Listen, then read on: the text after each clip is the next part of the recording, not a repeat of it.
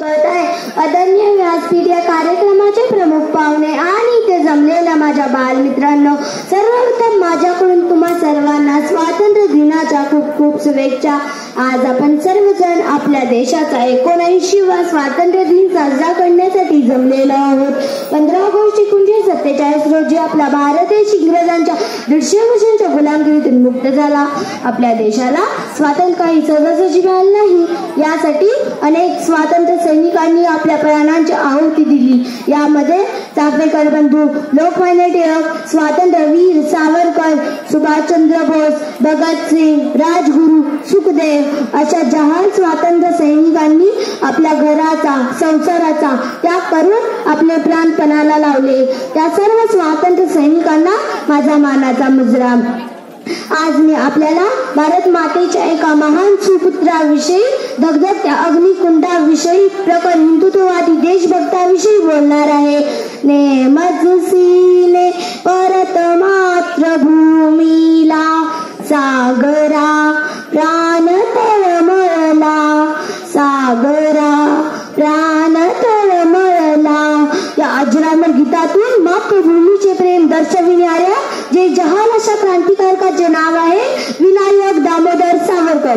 सावरकरांचा जन्म 28 मे 1883 ला नाशिक येथे बगुरा गावी झाला. त्यांना 2 भावंडे, बाबाराव व नारायण व एक बहीण होती.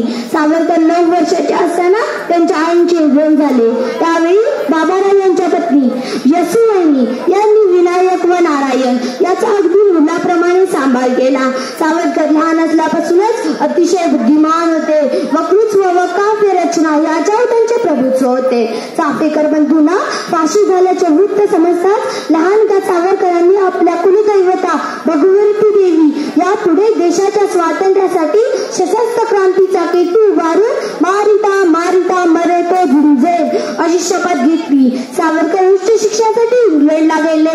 इंग्लंडमध्ये इंडिया हाऊस मध्ये राहताना अभिनव भट्टाचे नवे क्रांती पर्व सुरू झाले.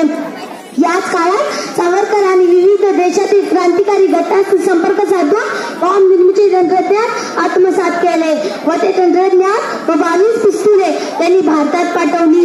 राजद्रोहावर लिखाण केल्याचा आरोप ठेवून सावरकरांचे थोरले बंधू बाबाराव सावरकर यांना जन्मठेपेची शिक्षा सुनावली व त्यांना काळ्या पाण्यावरती काढले. या घटनेचा राग म्हणून लंडनमध्ये मदनलाल धिंगरा यांनी कर्जनवैलीला गोळ्या झाडल्या. या सर्व प्रकरणाचा मुख्य सूत्रधार सावरकर असल्याचे सुगाव लागताच ब्रिटिशांनी सावरकरांना तात्काळ अटक केली व त्यांना मोजे या बोटीतून समुद्रमार्गे भारतात आणले. जाताना बोट फ्रान्सच्या मार्सेलिस बंदराजवळ आल्यानंतर सावरकरांच्या मनात बोटीतून निसटण्याचे विचार आले. ते स्वतः बॅरिस्टर असल्यामुळे त्यांना आंतरराष्ट्रीय कायदे माहीत होते. त्यांनी शौचालयाला जाताना सांगून शौचालयाच्या खिडकीतून उडी घेतली. उडी घेतल्याचे समजतात चौथाईला ब्रिटिश पोलिसांनी सावरकरांचा पाठलाग केला.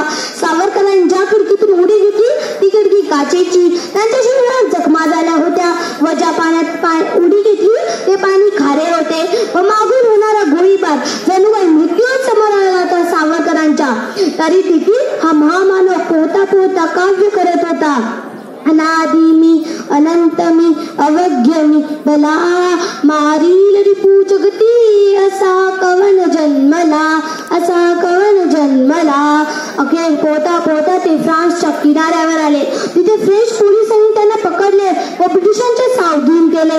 पण सावरकरांची उडी अयशस्वी ठरली नाही. सावरकरांची उडी ऐतिहासिक ठरली व त्रिखंडात गाजली.